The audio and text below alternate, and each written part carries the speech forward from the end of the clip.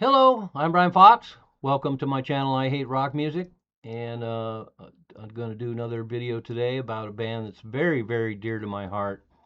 And that's a band called EXMAGMA.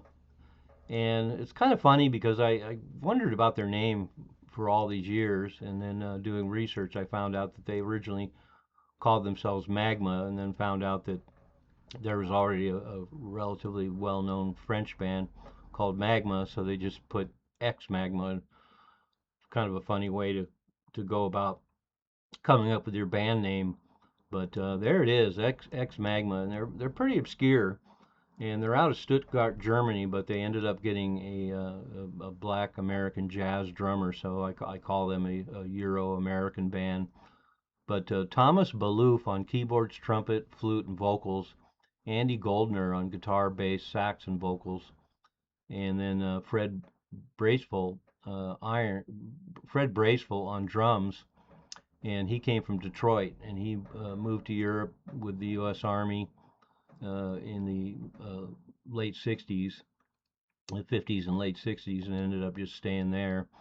And he showed up on one other notable record too, Wolfgang Donner's Etc. in 1970, and that's one that I highly recommend. I may end up doing a video on that as well.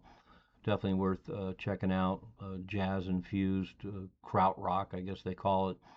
So Thomas Balouf and Andy Goldner had a background in some German R&B bands, and definitely more mainstream stuff. And it's hard to believe they have as much technical abilities they do coming out of that sort of background.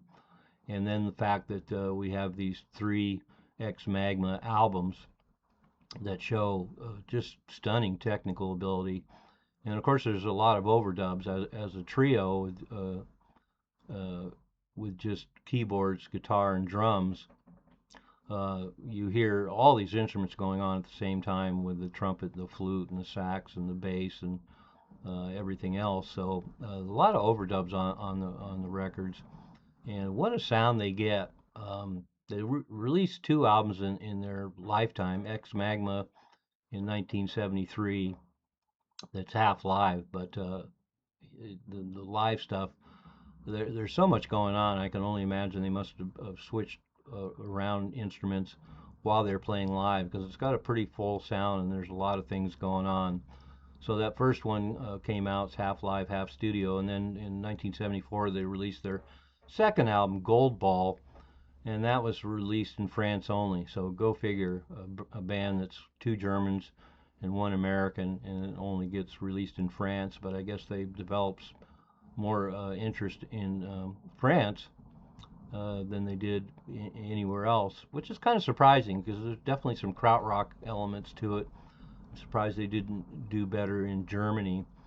And my only issue with the two albums that came out when they were around in 1973 and 1974 is that the tunes are too short. There's a lot of great improvisation, a lot of jazz elements, a lot of somewhat psychedelic elements, um, and then the improv element to it, and then kind of the krautrock influence.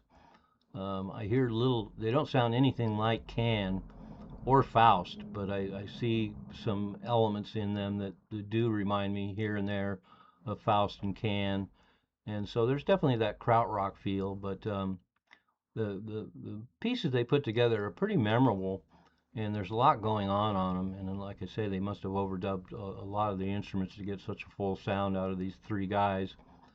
But my only complaint would be that the pieces are too short. They're the kind of pieces that really could have been two or three times as long as they are. So they kind of start and stop too soon, because you're really just getting into their groove.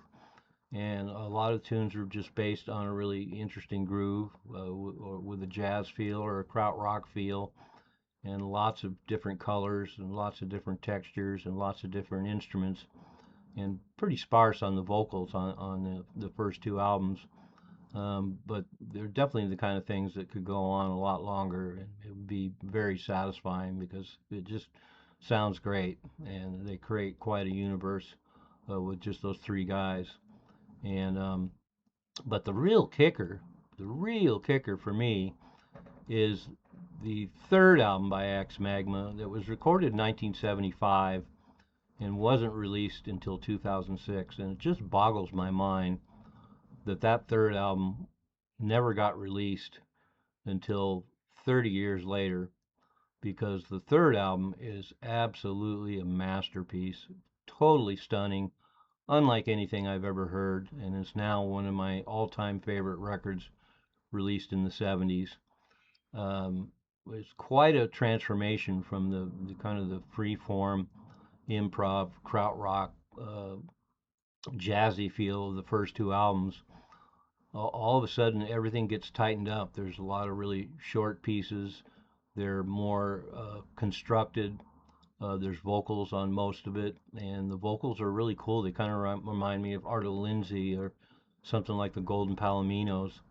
And it's recorded in 1975, but I swear to God, it sounds like something that would have come out in 1985.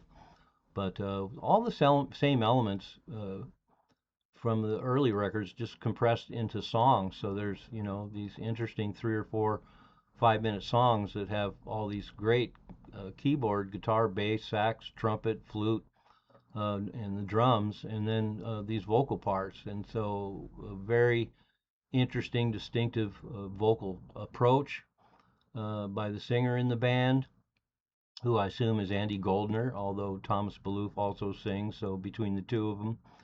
And their technical ability shows even more on this record. Andy Goldner is a really stunning guitar player, and there's a lot more obvious guitar work on that third album. And boy, he's a monster. And Andy Goldner is also a killer bass player. And then Thomas Balouf is excellent on keyboards, trumpet, and flute as well. And it's just really interesting to hear this jazz rock band with Kraut elements, and then actually have trumpet and flute and sax on it that's very convincing on a high level of jazz and rock playing. And Thomas Balouf is also an excellent keyboard player. So as far as technical ability, you really can't do much better than this band. As far as a unique sounding band, particularly stretched out over these 3 albums and the tangents they go on, and then just the direction that the band ended up going in is just really kind of unequaled. And like I say, they're kind of like a kraut rock band with a lot of jazz in it. And then by the time they get to that third album, it's just a completely singular, unique band that checks all the boxes and firing on all pistons with just absolutely stellar playing all the way across the board. Really interesting, quirky arrangements, great vocals. Just full of surprises, and just chock full of surprises from beginning to end.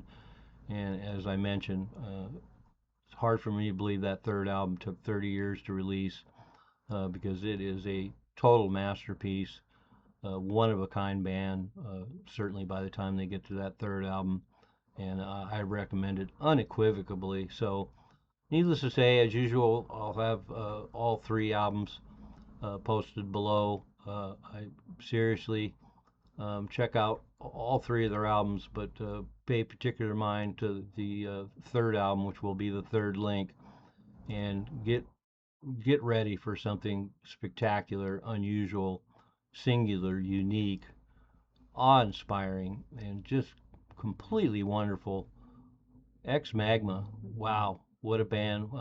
Really pleased to be able to talk about them, and hopefully some of you out there are going to hear that third album and hear an absolutely astonishing masterpiece like I do. I'm Brian Fox. Thanks for watching I Hate Rock Music.